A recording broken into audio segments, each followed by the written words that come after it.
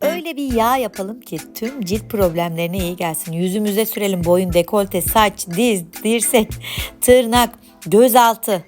Hepsine etkili. Harika bir yağ yapıyoruz. Temel malzemelerimizden birisi aloe vera.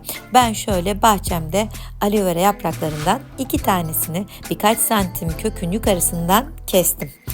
Bunu içi su dolu bir bardağın içerisinde yarım saat kadar beklettim ki içerisindeki sarı sıvı fazla lateks oluşturup cildimde reaksiyon oluşturabilecek, alerji yapabilecek o gördüğünüz sarı sıvı akıp gitsin. Bana bitki içerisindeki o faydalı, şifalı, harika jeli rahatlıkla sunabilsin istedim. O yüzden 2 adet aloe vera yapraklarının sarı sıvısını akıttım, bir güzel yıkadım. Bakın artık sarı bir sıvı çıkmıyor, tertemiz. Bunu şöyle bir tahta spatulayla küçük forma getiriyorum. Ufak ufak kesiyorum. Aloe vera çok güzel nemlendiriyor. Yaraları çok güzel iyileştiriyor. Cildi çok güzel sıkılaştırıyor. Gerekli nemi verip hücre onarımını sağlıyor. Ben çok seviyorum aloe verayı. Küçük parçalara getirdim. Büyükleri de biraz daha ufalttım. Bunu böyle sıkacağım. İçerisindeki jelin yağ karışımıyla birleşmesini sağlayacağım. Dediğim gibi videonun başında birçok farklı alanda kullanabileceğim. Yani tüm cildime, saçıma, yüzüme tepeden tırnağa kadar kullanabileceğim tek bir malzemeyle güzelliğimi sağlayabileceğim çok fonksiyonel bir yağ yapıyoruz birlikte. Bakın şöyle bir avuç dolusu aloe vera bitkisini doğradım. Sonra keten tohumu kullanıyoruz arkadaşlar. Bunu öğüteceğiz. Dilerseniz böyle de kullanabilirsiniz ama öğüttüğünüzde kullanım çözülmesi çok daha fazla oluyor. Cilde çok faydalı, saça çok faydalı. İçerisindeki omega 3 yağ asitleri sayesinde cildinizi çok güzel parlatıyor. Antioksidan ve anti kimyasal ürünler barındırıyor. Cildimizi çok güzel koruyor, sıkılaştırıyor, nem veriyor. Ben çok seviyorum. Keten tohumuyla çok güzel maskeler hazırlarız. Kremler hazırlarız, yağlar yaparız. Bu sefer aloe vera jelle birleşecek. Öğüttüğüm 3 yemek kaşığı dolusu, tabii önce 2 yemek kaşığıydı, öğüttüğünüzde ölçü biraz artıyor. 3 yemek kaşığı keten tohumunu aloe vera yapraklarıyla birleştiriyorum. Bakın bu sefer içerisine biraz da bal ilavesi yapacağım. Enfeksiyon oluşumunun önüne geçeceğim. Sivilceleri, bakterileri gidereceğim. Bir de cildimi çok güzel sıkılaştırmak istiyorum. Ben bu yağı sürdüğümde cildim bunu bir güzel emsin, bana ışıltısı, pırıltısı kalsın istiyorum. 1 yemek kaşığı dolusu da bal ekledim. Varsa doğal güzel bir yağ kullanın. Şimdi sızma zeytinyağı kullanacağız. Tabii şöyle kaliteli güzel bir sızma zeytinyağı seçerseniz faydalar çok daha fazla olur. Üzerini geçecek kadar sızma zeytinyağı, yaklaşık şöyle 4-5 yemek kaşığı sızma zeytinyağı yeterli olacak. Bunu karıştırın. Derseniz ki ben buna başka nasıl bir yağ ilavesi yaparım? Bence kantaron yağı harika olur. Özellikle cildinizde lekeler varsa, kırışıklıklar varsa, çatlaklar varsa, doğum sonrası o göbekteki çatlaklar ya da kilo aldınız verdiğiniz sarkmalar oldu. Basen kısmında, bacakta sarkmalar var. O zaman kantaron yağı tek başına bile mucizevi bir yağ. Bunun içerisine koyacağız. Etki çok güzel olacak. 2 yemek kaşığı kantaron yağı eklerseniz harika olur. Kapağını kapatın, tarif hazır. Yani bunu bir kere şöyle üşenmeyin bir hazırlayın. Tüm cildinize kullanın. Tek bir yağla güzelleşin. Bunu 3 gün boyunca bekletin. Arada şöyle bir çalkalayın. Bütün ürünler homojen bir karışım haline gelsin, birbiriyle özdeşleşsin.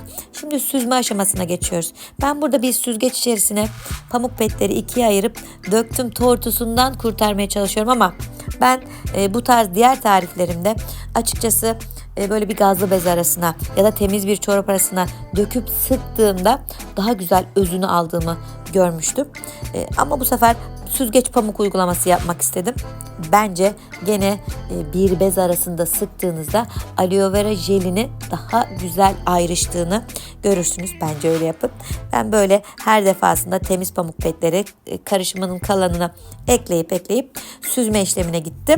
İstedim ki o tortu kalmasın, sadece bir yağ elde edeyim. Yoksa biraz bez arasında sıktığımda jelimsi bir karışım olacaktı ki o da çok şahane olurdu. Ama ben bu sefer şöyle çok fonksiyonel bir yağ yapmak istediğim için böyle bir uygulama yaptım.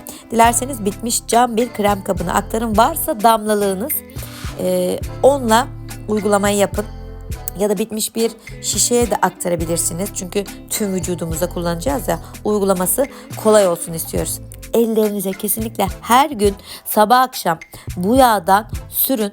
Özellikle kış mevsiminde o çatlaklar, egzama, sedef gibi hastalıkların, cilt rahatsızlıklarının çabukça iyileştiğini göreceksiniz. Benim elimde mesela küçük bir yaralanma vardı. Köpeğim çizmişti. Oraya sürdüm. 3 gün üst üste sürdüm. Çok güzel sonuçlar aldım. Tertemiz oldu. Oradaki dokuyu onardı. Çünkü aloe vera var. Keten tohumu yağı var. Bal var. Zeytinyağı var. Kantaron yağı var. Siz derseniz ben bunu biraz E vitamini de ekleyeyim mi? Bence o da çok güzel olur. Bakın özellikle böyle yaralı alanların hızlı bir şekilde, temiz bir şekilde, enfeksiyonsuz bir şekilde tedavi edilmesini istediğinizde evde yapabileceğiniz, tüm aile fertlerinin kullanabileceği, kadın, erkek, çoluk, çocuk, çok güzel bir yağ elde edebilirsiniz. Bence lütfen şöyle bol miktarda yapın. Bir de hemen bozulmuyor, o da çok harika. Bol miktarda yapın. Kapağını kapatın. Her ihtiyaç duyduğunuzda şöyle bir güzel sürün. Tüm yüzüme sürdüm, boyun dekolte bölgesine sürdüm.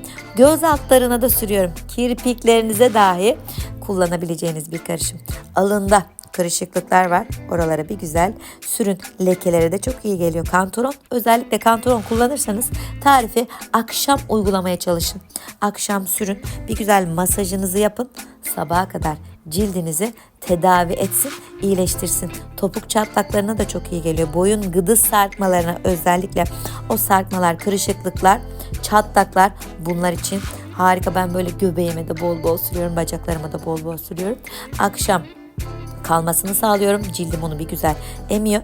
Sabah uyandığımda şöyle bir güzel yıkıyorum. O zaman çok daha iyi oluyor. Çünkü içerisinde bal da kullandık arkadaşlar. O yüzden bekletebildiğiniz kadar cildinizde bekletin ama sonrasında bir durulama yaparsanız şahane olur. Uygulamayı yaptığınız yerlere masajla birlikte yaparsanız uygulamayı, etki çok güzel olur.